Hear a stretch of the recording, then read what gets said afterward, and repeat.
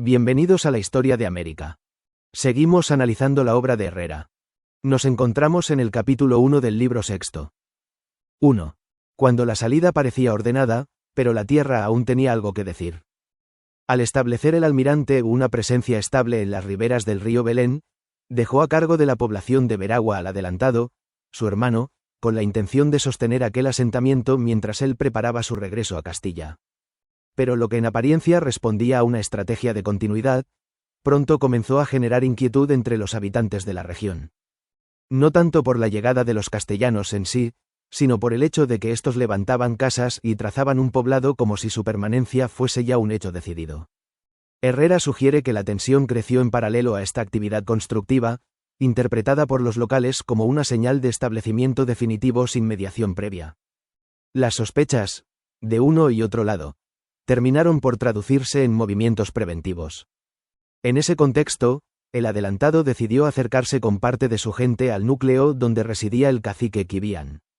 Aunque éste envió mensajeros pidiéndole que no ascendiera hasta su vivienda, situada en lo alto sobre el río, el adelantado continuó su aproximación con un pequeño grupo, mientras el resto avanzaba con discreción desde distintos puntos. El encuentro inicial fue contenido. Quibián salió a recibirlo en el umbral, y ambos intercambiaron palabras por medio de un intérprete improvisado. Pero en medio de aquel gesto de cortesía formal, se produjo un movimiento calculado. El adelantado sujetó al cacique, lo suficiente para que los hombres que aguardaban más atrás acudiesen a la señal convenida. En pocos instantes, buena parte de quienes se encontraban en la casa quedaron bajo custodia, entre ellos familiares cercanos del propio Quibián. Algunas de estas personas ofrecieron, según refiere Herrera, indicar el paradero de ciertos objetos de valor a cambio de su libertad. Antes de que la noticia se extendiese por la región, los cautivos fueron enviados río abajo hacia los navíos. El propio Quibián fue confiado a un piloto para su traslado. Sin embargo, en el trayecto, y tras solicitar que se aliviasen sus ataduras, logró aprovechar un descuido y desaparecer en el curso del río. La oscuridad y el desconcierto impidieron precisar su destino. El incidente dejó a los responsables del traslado visiblemente contrariados. Como apunta Oviedo, este tipo de episodios, lejos de cerrar una disputa, solían tener el efecto contrario, transformaban un contacto inicial en una relación de abierta desconfianza. A comienzos de marzo, el adelantado juzgó que proseguir la búsqueda de quienes habían evitado la captura en un terreno tan denso no resultaría práctico. Optó por regresar con los navíos llevando consigo diversos ornamentos y piezas trabajadas en oro, que luego presentó al almirante. Tras separar la parte correspondiente a la corona, el resto fue distribuido entre quienes habían participado en la entrada, conforme a la costumbre. Las Casas, al referirse a prácticas similares en otras regiones, advierte que estos primeros intercambios forzados tendían a reinterpretarse rápidamente como signos de sumisión, aun cuando su origen hubiese sido circunstancial. Las lluvias posteriores alteraron el curso del río y facilitaron la salida de las embarcaciones. El almirante decidió entonces hacerse a la mar con 3 navíos, dejando uno al adelantado con la intención de que éste se dirigiera a la Española y gestionara desde allí algún tipo de auxilio. Pero la partida no cerró el episodio. Mientras los navíos aguardaban condiciones favorables a cierta distancia de la desembocadura, se envió una barca a tierra con el fin de recoger agua y hacer llegar provisiones al asentamiento. Fue en ese momento cuando Quibián, aún afectado por los acontecimientos recientes, reunió a los suyos y se dirigió hacia el poblado castellano. La espesura del monte permitió que su aproximación pasara inadvertida hasta que ya se encontraban muy cerca. Lo que siguió obligó a una reacción inmediata por parte del adelantado y de los pocos hombres disponibles. Las construcciones ligeras del asentamiento comenzaron a resentirse bajo el impacto de proyectiles encendidos, y algunos resultaron alcanzados en los primeros instantes. La respuesta castellana logró finalmente dispersar a quienes habían iniciado la arremetida, aunque no sin que se produjeran pérdidas y varios quedasen en condición comprometida, entre ellos el propio adelantado. Desde la barca, que se hallaba próxima al río, se observó el desarrollo de lo ocurrido sin intervenir directamente. Posteriormente, al intentar remontar el curso en busca de agua dulce, la embarcación fue interceptada río arriba por varias canoas que surgieron desde ambas riberas. La maniobra dejó a sus ocupantes sin margen de retirada. Solo uno logró alcanzar la orilla sin ser advertido y regresar al poblado con noticia de lo sucedido. Como sugiere Elliot, Este tipo de episodios revela hasta qué punto el control territorial seguía siendo, en esta fase temprana, más nominal que efectivo. La situación se volvió entonces crítica para quienes permanecían en tierra. Con escasos efectivos disponibles, varios de ellos heridos, y sin posibilidad inmediata de comunicar lo ocurrido al almirante, cuya nao se encontraba ya mar adentro sin barca auxiliar, algunos resolvieron embarcarse sin aguardar nuevas órdenes. No obstante, la desembocadura se había vuelto a cerrar, impidiéndoles salir. De un lado, los hombres en tierra, del otro, los que navegaban sin medios de enlace. Ambos grupos quedaron sometidos a una incertidumbre creciente. El curso del río devolvió poco después señales visibles del infortunio ocurrido aguas arriba, mientras aves carroñeras comenzaban a concentrarse en torno a los restos que descendían con la corriente, recordando a todos que el control de aquel territorio distaba aún de estar asegurado, una percepción que, como señala Hernando Colón en su propia reconstrucción, acompañó a la expedición hasta bien entrado el regreso. 2. Cuando sostener Veragua dejó de ser posible. La situación de los que permanecían en tierra comenzó a deteriorarse con rapidez. Cada dificultad añadía una nueva presión, y no faltó quien interpretara la sucesión de infortunios como un anuncio de desenlace inevitable. Mientras tanto, los habitantes de la región, fortalecidos por los últimos acontecimientos, incrementaban su presencia en torno al asentamiento, limitando cada vez más el margen de maniobra de los castellanos. La ubicación del poblado contribuía a agravar las circunstancias. Para evitar quedar completamente expuestos, decidieron trasladarse hacia una playa despejada al oriente del río, donde improvisaron una defensa utilizando arcas y pipas de bastimentos. Desde allí lograron sostener su posición durante algún tiempo, favorecidos también por el hecho de que quienes se aproximaban preferían no salir del monte tras haber experimentado los efectos de la artillería en intentos previos. El almirante, por su parte, comenzaba a inquietarse ante la ausencia prolongada de noticias. 10 días habían pasado desde la partida de la barca enviada al poblado, sin que se supiera nada de su suerte. A esta incertidumbre se sumó un nuevo episodio a bordo de uno de los navíos. Algunos de los familiares de Quibián, retenidos con intención de ser trasladados, lograron liberarse durante la noche. En medio de la confusión, varios de ellos se arrojaron al mar, mientras otros quedaron bajo cubierta sin posibilidad de escapar. A la mañana siguiente, la escena dejó en evidencia hasta qué punto la desesperación se había instalado entre los cautivos, un tipo de reacción que Las Casas menciona en otros contextos cuando describe las consecuencias extremas que podían provocar ciertas situaciones de encierro prolongado. Mientras tanto, algunos de los que permanecían en tierra comenzaron a considerar alternativas cada vez más arriesgadas. La falta de medios para comunicarse con el almirante y la imposibilidad de evacuar a todos con la única barca disponible alimentaban el descontento. Según refiere Herrera, comenzaron a surgir desacuerdos internos y actos de desobediencia hacia el adelantado, síntomas que Pagden interpreta, en términos más generales, como característicos de expediciones que pasan de una lógica de asentamiento a otra de mera supervivencia. Informado finalmente de lo que ocurría, el almirante resolvió proceder a la evacuación en cuanto el tiempo lo permitiese. A pesar del riesgo que suponía maniobrar en una costa tan expuesta, una mejora momentánea del mar permitió que, utilizando la barca disponible y algunas canoas obtenidas en la zona, se trasladara a la gente y los efectos que aún podían recuperarse. En el curso de 2 días no quedó nada en tierra, salvo el casco de una nave demasiado deteriorada para continuar navegando. Reunidos nuevamente, se hicieron a la vela costeando hacia Levante. En Portobelo se vieron obligados a abandonar otra embarcación que hacía agua sin remedio. Más adelante, el almirante dejó definitivamente atrás la tierra firme y tomó rumbo hacia el norte con la intención de alcanzar la Española. Pero el estado de los navíos complicaba cada jornada.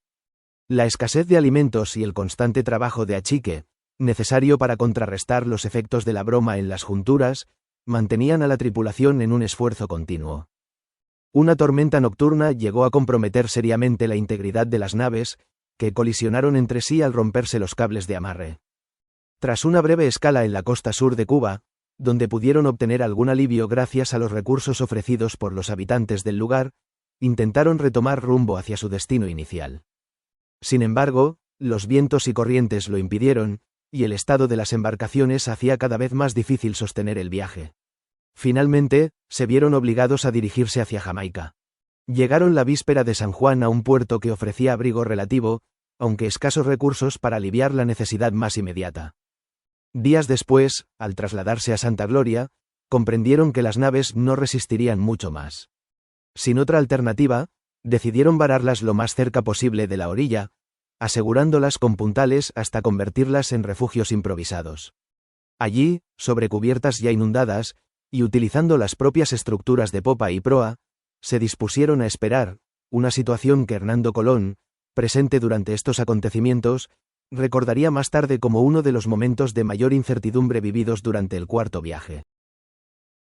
3. Un mensaje que debía cruzar el Golfo.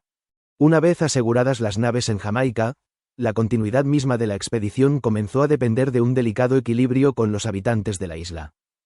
Estos acudían en sus canoas ofreciendo bastimentos a cambio de objetos traídos de Castilla, y para evitar disputas internas por el reparto, el almirante dispuso que 2 hombres se encargaran de negociar y distribuir cada jornada lo obtenido. No era una medida menor.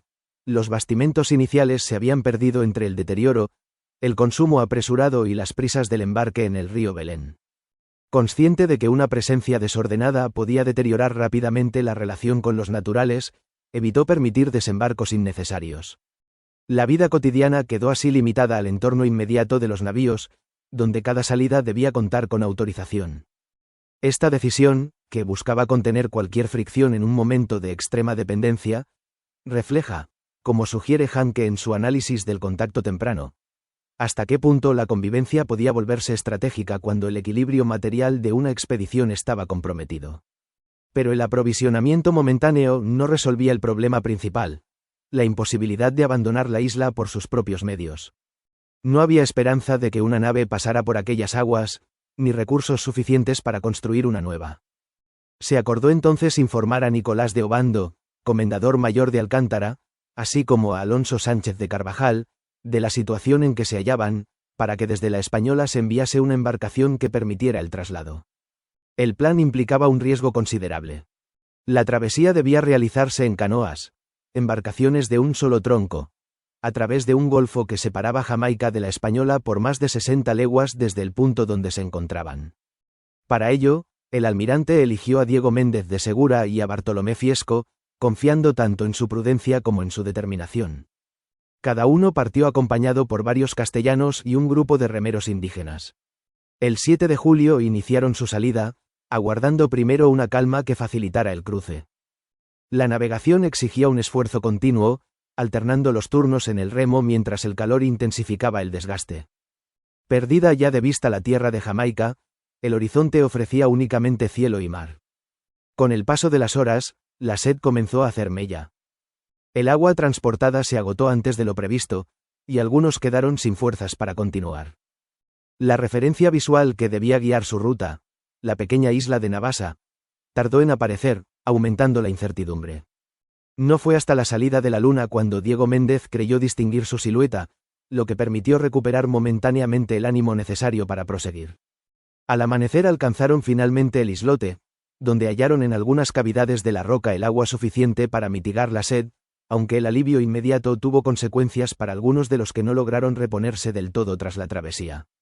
Tras una breve pausa, retomaron el viaje hacia la costa de la Española. La intención inicial de Bartolomé Fiesco de regresar a Jamaica para informar del éxito de la travesía fue abandonada ante la reticencia tanto de los castellanos como de los remeros indígenas, que no estaban dispuestos a repetir el cruce. Diego Méndez continuó entonces por la provincia de Jaragua hasta encontrar a Obando, a quien entregó la carta del almirante. En ella se daba cuenta no solo de las adversidades recientes, sino también de los servicios prestados durante años de navegación y descubrimiento, solicitando auxilio para los que permanecían aislados. Como recordaría más tarde Hernando Colón, presente en Jamaica durante estos acontecimientos, la respuesta no fue inmediata, pues se temía que el retorno del almirante a la Española reavivara tensiones aún latentes por episodios anteriores. Finalmente, y tras reiteradas solicitudes, se autorizó a Méndez a proseguir hasta Santo Domingo, donde logró adquirir una nave equipada para acudir en auxilio de los que permanecían en Jamaica. El socorro había sido solicitado. Ahora, solo quedaba esperar. 4. La visita que cambió el destino de Jaragua. Cuando Diego Méndez llegó finalmente a la provincia de Jaragua, halló allí al comendador mayor de Alcántara, Nicolás de Obando. Su presencia en aquella región no era casual. Desde hacía tiempo, algunos castellanos establecidos en la zona, muchos de ellos antiguos compañeros de Francisco Roldán, convivían con las autoridades locales bajo una disciplina heredada de los años de desobediencia que habían marcado aquella etapa anterior. Tras la muerte de Boechío, el gobierno de la provincia había quedado en manos de su hermana, Anacaona, mujer de notable autoridad, cuya posición era respaldada por numerosos señores de la región. La provincia, según coinciden varios cronistas, destacaba por su organización interna, su lengua y otras cualidades que la hacían sobresalir respecto a otras zonas de la isla. Sin embargo, la convivencia entre algunos de los castellanos y la población local generaba tensiones crecientes, que en ocasiones derivaban en enfrentamientos. Informado repetidamente de que la situación podía derivar en movimientos de mayor alcance, Obando decidió acudir personalmente a Jaragua. Tras diversas consultas, se consideró prudente visitar aquella provincia, distante de Santo Domingo y densamente poblada, antes de que cualquier alteración pudiera tomar un rumbo difícil de contener. Como señala Anglería en sus cartas, este tipo de visitas se justificaban con frecuencia como medidas preventivas destinadas a evitar conflictos mayores. Obando partió acompañado por un contingente considerable. Anacaona, al conocer su llegada, convocó a los señores de su estado para recibirlo conforme a las costumbres de la región.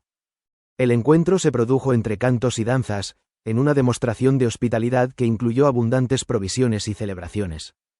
Durante los días siguientes, sin embargo, comenzaron a circular informes que señalaban posibles preparativos para una alteración del orden establecido.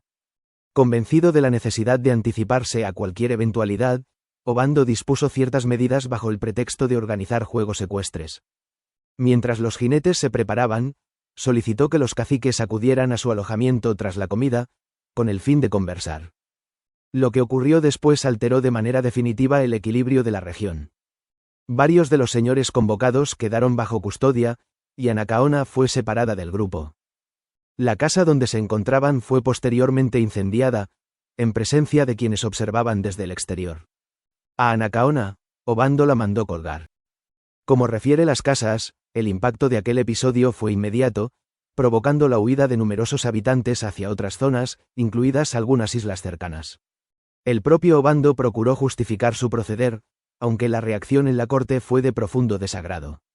La reina Isabel manifestó su pesar por lo sucedido, y en el consejo se llegó a plantear la posibilidad de revisar formalmente la actuación del gobernador.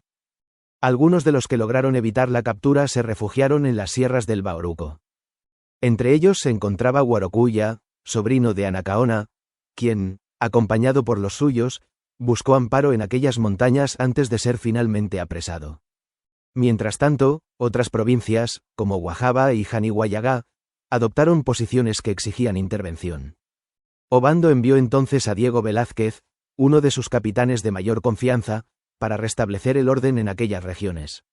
Según apunta Tomás, estas acciones respondían tanto a la necesidad de asegurar el control territorial como a la intención de reorganizar el poblamiento tras los recientes acontecimientos.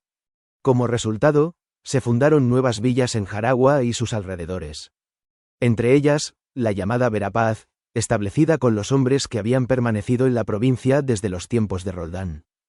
Diego Velázquez, por su parte, promovió la creación de otros asentamientos en Janihuayagá y en diversos puntos de la costa sur, así como en las riberas de los ríos Neiva y Yaqui.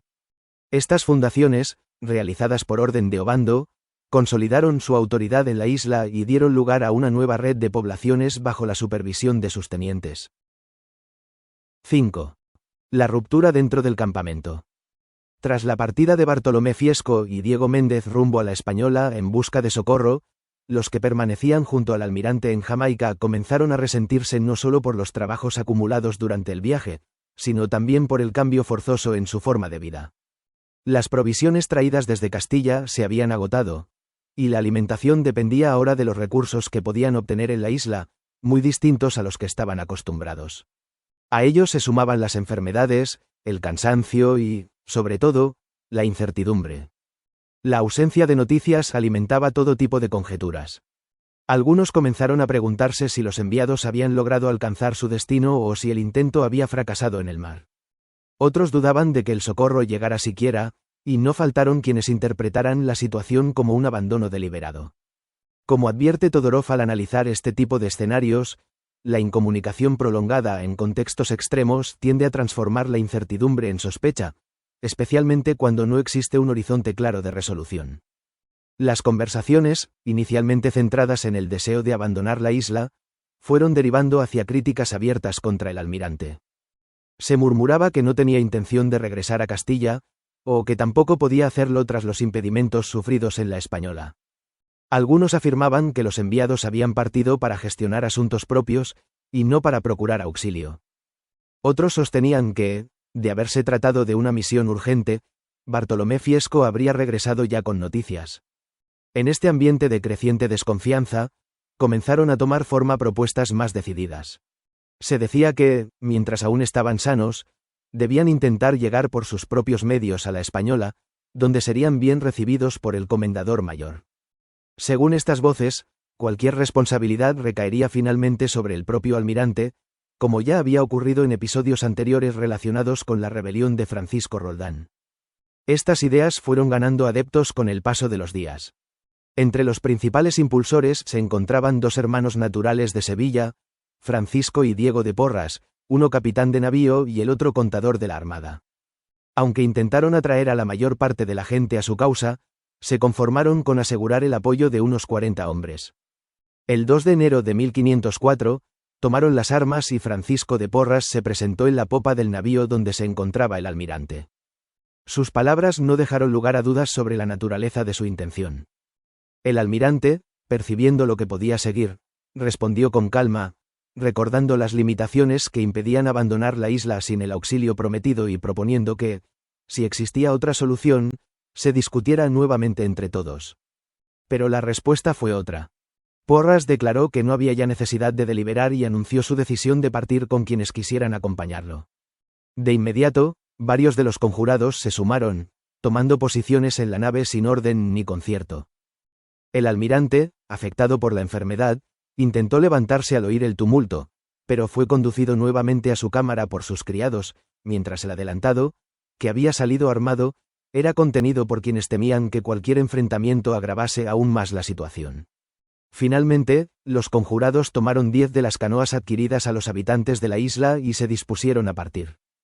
Su entusiasmo contrastaba con la inquietud de los enfermos, que veían en aquella salida una posible salvación y procuraban unirse a ellos en cuanto podían.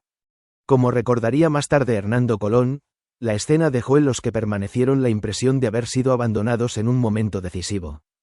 El almirante logró dirigirse a los que quedaban, exhortándolos a confiar en que el auxilio solicitado llegaría y asegurándoles que no olvidaría su lealtad cuando regresara ante la reina. 6. El eclipse que sostuvo la alianza. Francisco de Porras y los que habían decidido seguirle tomaron en sus canoas el rumbo hacia la punta oriental de Jamaica, desde donde habían partido semanas antes Diego Méndez y Bartolomé Fiesco. A lo largo del trayecto, su paso por las poblaciones fue dejando una estela de abusos que no tardó en deteriorar la relación que hasta entonces se había mantenido con los habitantes de la isla. Allí donde recalaban, exigían bastimentos sin mediación, y no faltaron amenazas dirigidas contra el propio almirante, a quien señalaban como responsable de la situación en que se encontraban. Llegados a la punta, aguardaron las primeras calmas para intentar el cruce hacia la Española. Pero el estado del mar y el peso de las canoas complicaron pronto la navegación. Al poco de adentrarse en el golfo, el viento comenzó a levantarse y las olas a entrar en las embarcaciones. Intentaron aligerar la carga, deshaciéndose de cuanto no consideraban imprescindible.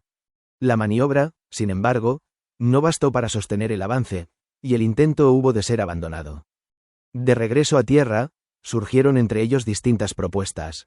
Algunos sugerían intentar la ruta hacia Cuba, otros planteaban reconciliarse con el almirante o incluso hacerse con lo que aún quedaba en los navíos. Durante más de un mes aguardaron nuevas calmas sin resultado. Finalmente, desistieron del paso y comenzaron a desplazarse de pueblo en pueblo, unas veces negociando, otras apropiándose de lo necesario para subsistir. Mientras tanto, el almirante procuraba sostener la fidelidad de los que habían permanecido con él, atendiendo a los enfermos y evitando responder a las provocaciones de los ausentes. Su prioridad era conservar la amistad con los habitantes de la isla, de quienes dependía ahora el abastecimiento. Pero la situación no tardó en volverse precaria. Los naturales no estaban acostumbrados a acumular reservas, y la demanda de los castellanos superaba con creces sus hábitos de consumo. A ello se sumaba el desconcierto provocado por el motín, pues algunos de los propios sublevados habían aconsejado previamente que se volviesen contra el almirante. La consecuencia fue un enfriamiento progresivo en el suministro de provisiones. Tomarlas por la fuerza habría implicado abandonar los navíos y dejar al almirante expuesto. Confiar en la voluntad de los locales, en cambio, amenazaba con una escasez creciente. Fue entonces cuando el almirante recurrió a un recurso distinto. Sabiendo que en pocos días habría de producirse un eclipse de luna, convocó a los principales de la comarca y, por medio de un intérprete, les habló del Dios de los cristianos, Señor de todas las cosas, que favorecía a los justos y castigaba a quienes faltaban a su deber. Les advirtió que, debido a su reciente descuido en proveer de bastimentos, este Dios se mostraba airado, y que aquella misma noche verían en el cielo la señal de su enojo. Al salir la luna y comenzar a oscurecerse, el temor se extendió rápidamente. Como refiere Hernando Colón, testigo de estos hechos, muchos acudieron a los navíos llevando alimentos y solicitando al almirante que intercediera para evitar el castigo anunciado. Este, tras retirarse por un tiempo, regresó asegurando haber obtenido el perdón divino, señalando como prueba la recuperación gradual del resplandor lunar. El efecto fue inmediato. Convencidos de haber evitado un daño mayor, los habitantes de la isla retomaron el abastecimiento con renovado empeño, agradeciendo lo que interpretaban como una mediación favorable. Desde entonces, no faltaron provisiones. 7. Rumores, cansancio y una nueva fractura. Habían transcurrido ya 8 meses desde la partida de Bartolomé Fiesco y Diego Méndez sin que llegara noticia alguna de su suerte.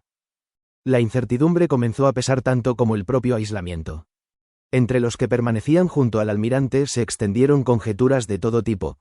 Unos pensaban que los mensajeros habrían perecido en el mar, otros que no habrían logrado atravesar las montañas de la Española, o que habrían sucumbido a la enfermedad en el trayecto. A estas sospechas se sumó un nuevo rumor, según el cual algunos habitantes de la isla aseguraban haber visto una nave volcada a la deriva frente a la costa. La noticia, que circuló con rapidez, fue interpretada por varios como confirmación del peor desenlace posible. No faltaron quienes atribuyeran su origen a los mismos alzados, interesados en debilitar la esperanza de los que aún permanecían fieles. En este clima de desánimo comenzó a gestarse una nueva conjuración. Un maestre llamado Bernal, boticario valenciano, junto a Zamora y Villatoro, intentaron organizar entre los enfermos un movimiento similar al que meses antes habían promovido los hermanos Porras. El propósito era abandonar la obediencia del almirante y buscar por cuenta propia una salida. La llegada inesperada de una pequeña embarcación enviada por Nicolás de Obando interrumpió estos planes. Era un carabelón al mando de Diego de Escobar, antiguo miembro del grupo de Francisco Roldán. Las instrucciones que llevaba eran precisas: no acercarse a los navíos, no desembarcar ni entablar conversación directa con quienes allí se encontraban, y limitarse a transmitir el saludo del comendador mayor, junto con la noticia de que el socorro no podía enviarse aún con la prontitud deseada. Desde cierta distancia, Escobar comunicó el mensaje y entregó algunos víveres antes de retirarse. Su actuación generó interpretaciones diversas. Algunos entendieron que se trataba de una medida preventiva para evitar tensiones en la Española, donde aún persistían partidarios y detractores del almirante. Esta cautela, como observa Eliot, era habitual en situaciones donde la autoridad colonial debía equilibrar lealtades enfrentadas dentro de su propia jurisdicción. El almirante respondió agradeciendo el gesto y reiterando la situación en que se hallaban, mencionando también la rebelión de los Porras y encomendando a los mensajeros que habían partido meses atrás. Aunque la retirada inmediata del carabelón dejó cierta inquietud entre la gente, su sola presencia bastó para disipar la nueva conjuración. Poco después, llegó también la noticia de que Diego Méndez y Bartolomé Fiesco habían alcanzado la Española con vida. La esperanza, por primera vez en meses, parecía justificada. 8. Entre la negociación fallida y nuevos frentes abiertos. El almirante, consciente del peligro que representaba la división interna, procuró reducir a los alzados por vías pacíficas antes que recurrir a cualquier otro medio. Su intención era clara: evitar que el conflicto se extendiese y terminara por comprometer aún más la situación en la isla. Para ello, envió a 2 hombres cercanos a los sublevados con un mensaje de reconciliación, ofreciéndoles perdón y buen tratamiento si regresaban a la obediencia. Como señal de buena voluntad, les hizo entregar un pequeño presente de tocino, escaso ya entre los que permanecían en los navíos. Francisco de Porras salió a su encuentro acompañado de algunos de los suyos. Tras escuchar las noticias, entre ellas, que Diego Méndez y Bartolomé Fiesco habían alcanzado la Española, los amotinados respondieron con condiciones. Pedían que se les facilitara un navío para abandonar Jamaica, o en su defecto, una parte de los recursos disponibles. En caso de negativa, advirtieron que lo tomarían por la fuerza. En los días siguientes, Porras reforzó entre los suyos la desconfianza hacia el almirante. Evocando episodios anteriores, afirmaba que no debían temer represalias, pues contaban con apoyos en la corte. Incluso llegó a sostener que la embarcación avistada recientemente no era sino una ilusión, argumento que, como observaría más tarde Hernando Colón, contribuía a mantener la cohesión del grupo mediante la negación de cualquier esperanza externa. Mientras tanto, en la Española se abría un nuevo frente de inestabilidad. En la provincia de Higüey, donde tras acuerdos previos se había establecido un cierto sosiego, la conducta de algunos soldados destinados en la fortaleza local generó tensiones con los naturales. Las quejas se multiplicaron cuando, contra lo estipulado, comenzaron a exigir el traslado de productos hacia Santo Domingo. La reacción no tardó en producirse. Un grupo numeroso de habitantes de la provincia atacó la fortaleza, que fue incendiada, y sus defensores dispersados. Informado de lo ocurrido, Nicolás de Obando ordenó reunir fuerzas para restablecer el control de la región. Bajo el mando de Juan de Esquivel, y con la participación de capitanes como Juan Ponce de León y Diego de Escobar, se organizó una expedición que reunió contingentes de diversas villas. Al internarse en el territorio, los castellanos hallaron a los habitantes refugiados en asentamientos situados en elevaciones naturales de difícil acceso, cuyas superficies llanas ofrecían tanto refugio como sustento. Como describe Oviedo al referirse a estas zonas, la fertilidad del terreno permitía sostener comunidades enteras en espacios relativamente reducidos. El avance se vio acompañado por señales de aviso entre los pueblos, que trasladaban a mujeres, niños y ancianos a lugares más seguros mientras los hombres se concentraban en los puntos de defensa. Los enfrentamientos que siguieron se caracterizaron por ataques rápidos y retiradas hacia el monte, dificultando cualquier persecución prolongada. Así, mientras en Jamaica persistía la fractura interna, en la Española se desarrollaban acontecimientos que complicaban aún más el panorama general. 9. El hombre que debía caer para que la guerra terminara. Aunque los habitantes de Higüey se habían dispersado tras los primeros encuentros, continuaban reuniéndose en distintos pueblos, reorganizando su resistencia. Los castellanos avanzaban por el territorio con el propósito de dar con los principales señores que aún sostenían la oposición. Entre ellos destacaba Cotubanamá, cacique de gran autoridad que, según se decía, había sellado tiempo atrás una relación de guatiao, hermandad ritual, con el capitán Juan de Esquivel. Las partidas enviadas en su busca recorrieron diversos caminos hasta hallar señales que indicaban la proximidad de su asentamiento. Sospechando de una posible emboscada en la ruta más despejada, optaron por avanzar por un sendero obstruido, que debieron abrir con esfuerzo durante buena parte del trayecto. La precaución no fue infundada. Al aproximarse al poblado, encontraron a un grupo preparado para resistir. En medio de estos enfrentamientos, se produjo un episodio singular. Un hombre de gran complexión, armado con arco y flecha, se adelantó desafiando a combate. Alejo Gómez, castellano experimentado en el uso de la espada, aceptó el reto. Ambos se enfrentaron bajo la mirada atenta de los suyos, intercambiando movimientos sin que ninguno lograra ventaja decisiva. El combate, más demostrativo que resolutivo, fue interrumpido al caer la noche, dejando en ambos bandos una mezcla de admiración y cautela. Los días siguientes transcurrieron sin contacto directo, pues los habitantes de la región se retiraron hacia zonas más seguras. La convicción de que la captura de Cotubanamá resultaría determinante llevó a intensificar la búsqueda. Informado de que se había refugiado en la isla de Saona junto a su familia, Esquivel decidió organizar una expedición para apresarlo. Aprovechando la llegada de una carabela con vituallas, embarcó a un grupo de hombres y desembarcó al amanecer en la isla. Tras asegurar la altura desde donde podían vigilar el entorno, algunos exploradores lograron capturar a los vigías del cacique, quienes indicaron que éste se aproximaba. Mientras el grupo principal avanzaba por uno de los senderos, Juan López, labrador de oficio, pero veterano de la isla, tomó otro camino en solitario. En él encontró a una docena de hombres armados que marchaban en fila. El último de ellos era Cotubanamá. Al ser interrogado, los acompañantes señalaron su presencia. El cacique intentó responder, pero el encuentro se resolvió rápidamente en un forcejeo. López logró sujetarlo, aunque el esfuerzo le superaba. Sus gritos alertaron a los demás, que acudieron en su ayuda y aseguraron finalmente al cacique. Como apunta Oviedo, la captura de líderes principales en este tipo de conflictos solía precipitar el desenlace de las campañas, al debilitar la cohesión de quienes aún permanecían en armas. Cotubanamá había sido apresado. 10. Después de Cotubanamá. Tras su captura en la isla de Saona, Cotubanamá fue conducido a Santo Domingo. Allí, por orden de Nicolás de Obando, se dispuso su ejecución. Con su desaparición, cesó la principal referencia que aún sostenía la resistencia en la provincia de Higüey. Como en otros episodios similares, la pérdida de su líder tuvo un efecto inmediato sobre quienes permanecían en armas. A partir de entonces, se emprendieron nuevas fundaciones con el propósito de asegurar el territorio.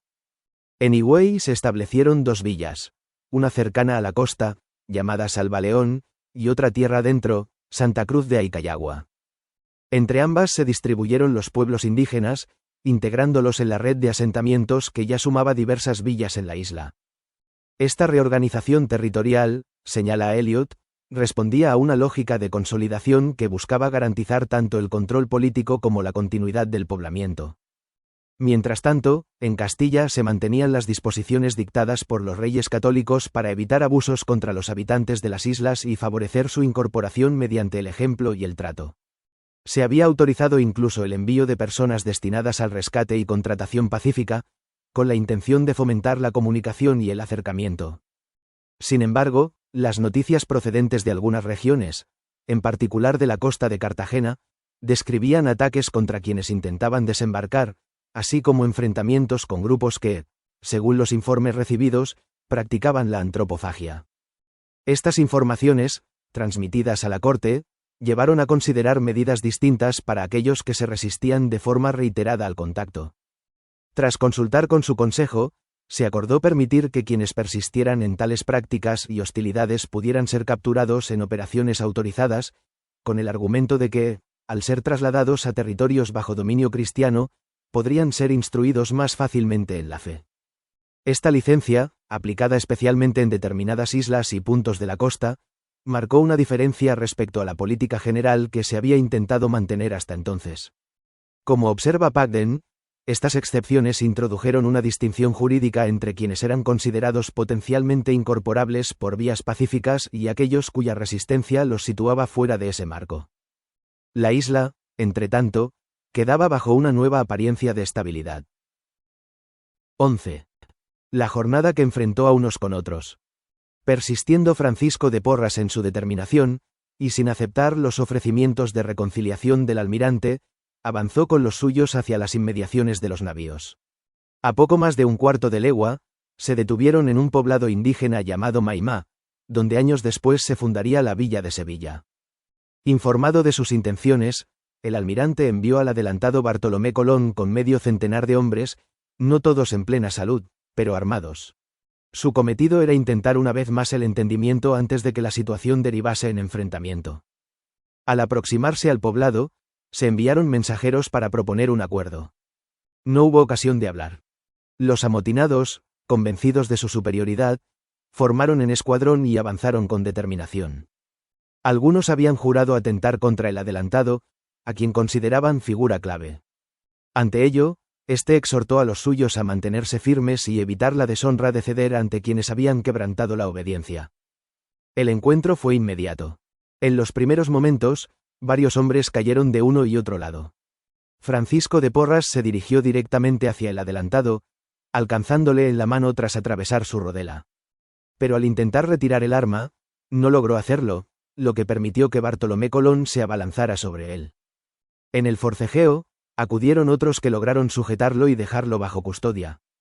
La lucha se prolongó brevemente.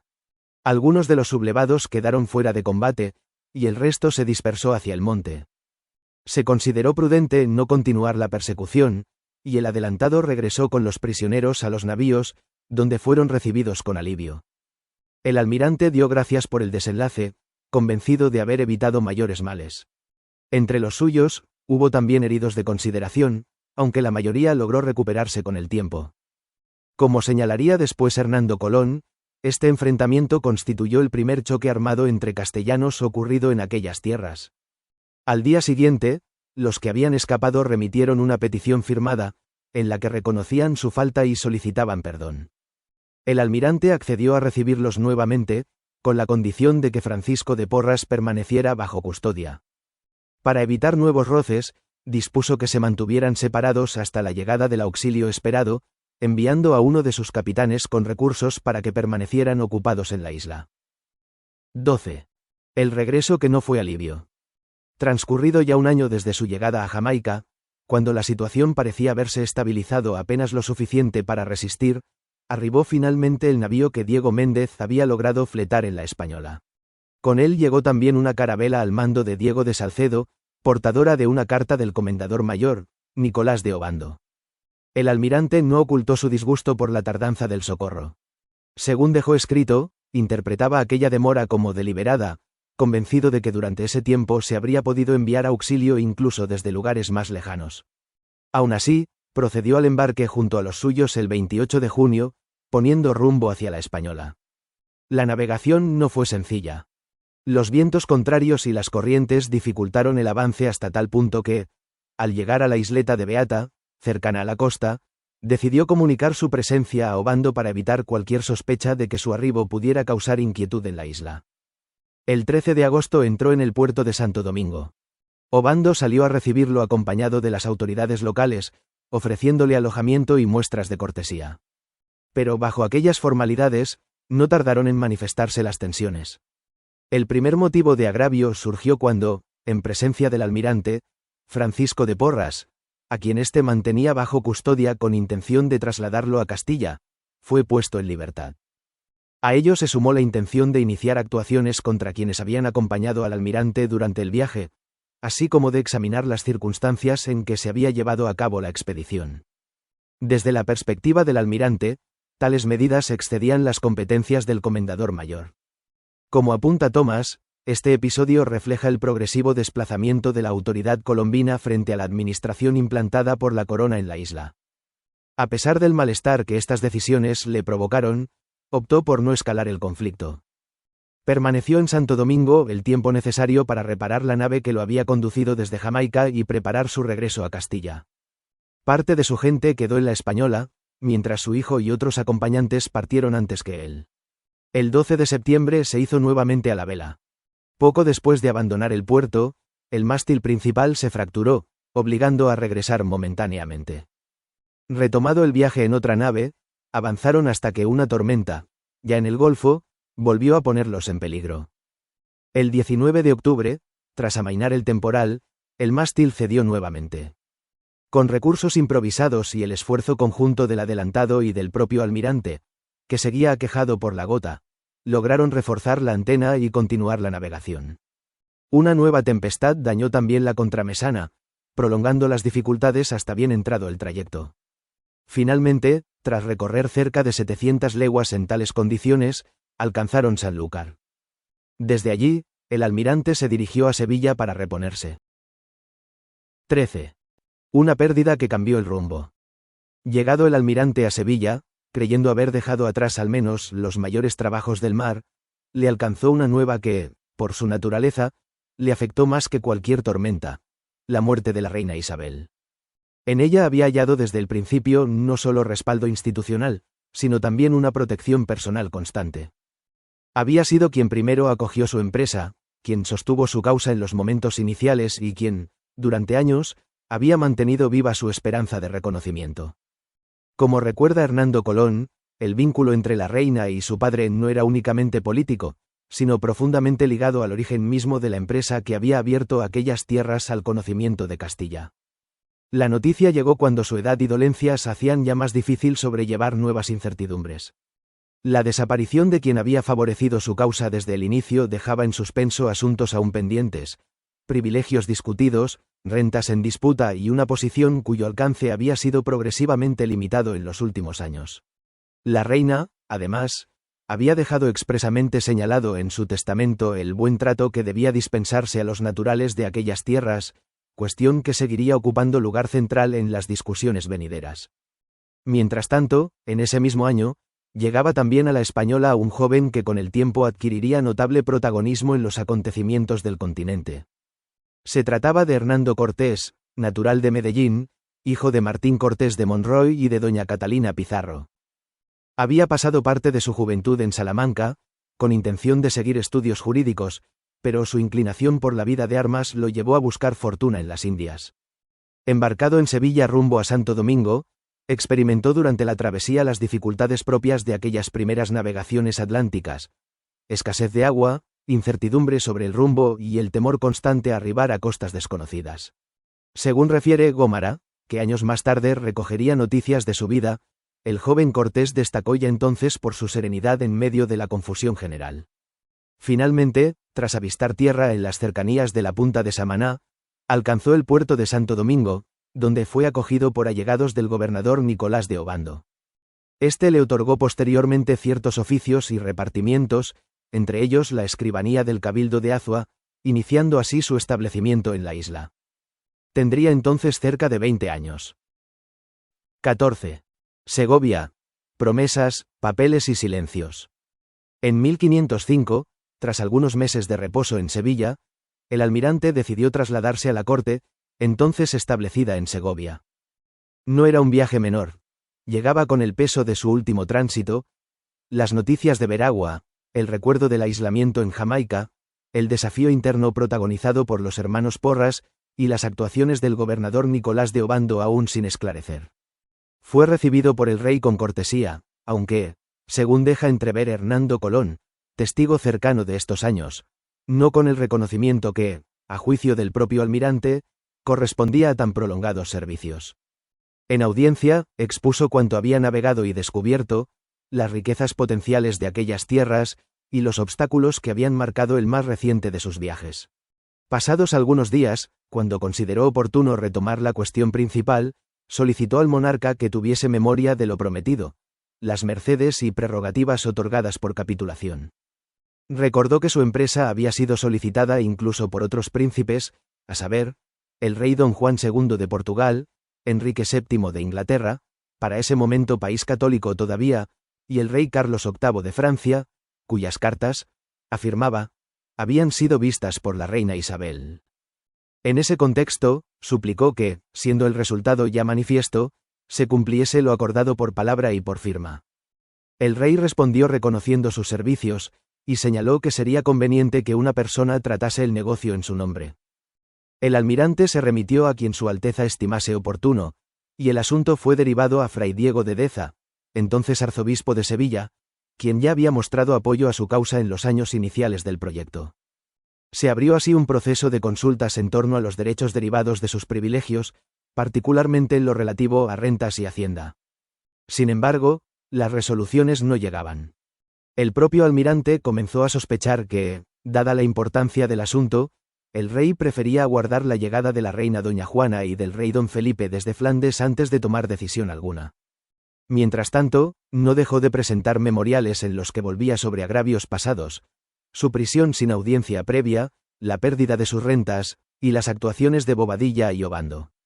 También solicitó que se velase por el buen gobierno de la Española, y que, en caso de no poder ejercer él mismo la gobernación, fuese su hijo quien ocupase su lugar en la honra y posesión correspondiente. Don Diego Colón, por su parte, presentó su propio memorial, solicitando que, si el rey lo estimaba conveniente, fuese él quien asumiese el ejercicio de tales privilegios, acompañado de consejeros designados por la corona. Las respuestas del rey eran favorables en el tono, pero no concluyentes en el fondo. En cierto momento, se exploró incluso la posibilidad de alcanzar un acuerdo alternativo, que el almirante renunciase a sus prerrogativas a cambio de compensaciones en Castilla.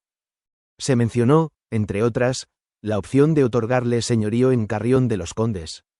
Esta propuesta causó profundo descontento, interpretándola como indicio de que no se pretendía cumplir lo tantas veces prometido junto a la reina. Enfermo ya de gravedad, el almirante remitió desde su lecho una carta al arzobispo de Sevilla, dejando constancia de su disgusto y confiando el desenlace al juicio divino. Cuando el rey partió hacia Laredo para recibir a sus hijos, el almirante no pudo acudir en persona por su estado. Envió en su lugar a su hermano, acompañado de una carta donde reiteraba sus servicios y apelaba a la memoria de la voluntad que la reina Isabel había mostrado hacia su causa. Los nuevos monarcas recibieron favorablemente el mensaje, ofreciendo esperanzas de pronta resolución. 15. Valladolid, el final de una empresa. Mientras el adelantado don Bartolomé Colón atendía los asuntos aún pendientes en la corte, la salud del almirante continuaba deteriorándose. El invierno, sumado al cansancio acumulado de años de navegación, pleitos y desencuentros, parecía haber agravado definitivamente su estado.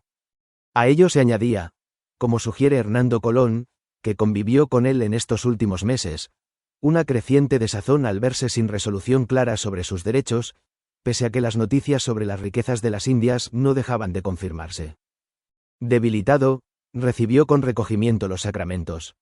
Y el 20 de mayo de 1506, día de la Ascensión, falleció en Valladolid, según las crónicas, con manifiesta devoción.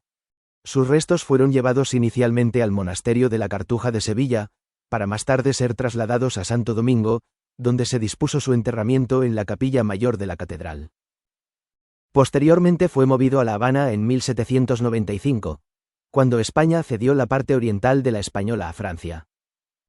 Y finalmente volvió a Sevilla en 1898, tras la independencia de Cuba. Oficialmente se encuentran en Sevilla, pero es posible que parte de sus restos también estén en Santo Domingo. Dejó por heredero universal a su hijo don Diego. No llegó a conocer, sin embargo, que la isla de Cuba estuviese completamente rodeada de mar. Las tormentas que habían interrumpido su exploración le habían hecho pensar durante años que se trataba de una prolongación continental.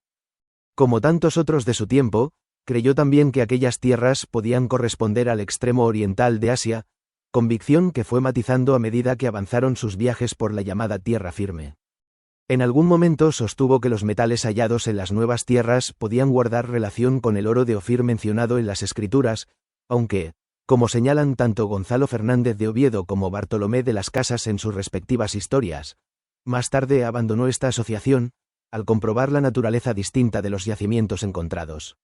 Las descripciones que nos han llegado coinciden en ciertos rasgos. Era de buena estatura, rostro alargado y de porte que imponía respeto. De joven, cabello claro, que pronto encaneció con los trabajos del mar. Su trato, según quienes lo conocieron, combinaba gravedad con cercanía, sabía conducirse con extraños sin aspereza, y en su casa era tenido por afable. Tuvo conocimientos de astronomía náutica y práctica marinera, herramientas indispensables en una época donde el rumbo dependía tanto de la experiencia como del cálculo. También mostró inclinación por los estudios humanísticos, y cierta familiaridad con el latín. En materia religiosa, los testimonios coinciden en atribuirle una fe constante. No era extraño que invocase a la Trinidad antes de emprender empresa alguna, o que encabezase su correspondencia con fórmulas devocionales. Ayunaba según las prescripciones eclesiásticas, y participaba regularmente en los sacramentos. Su correspondencia revela asimismo una particular devoción mariana y franciscana. Más allá de su vida privada, su figura quedó asociada a una empresa que transformó de forma duradera las relaciones entre Europa y los territorios ultramarinos. En este sentido, como observa Anthony Pagden, la interpretación de su viaje excedió pronto el ámbito náutico para insertarse en debates mayores sobre imperio, fe y conocimiento del mundo. Así concluía la vida de quien, en opinión de muchos contemporáneos, había abierto una nueva vía de comunicación entre orbes hasta entonces desconocidos entre sí. Esto ha sido todo el libro sexto analizado. Si quieres seguir andando la historia conmigo, suscríbete.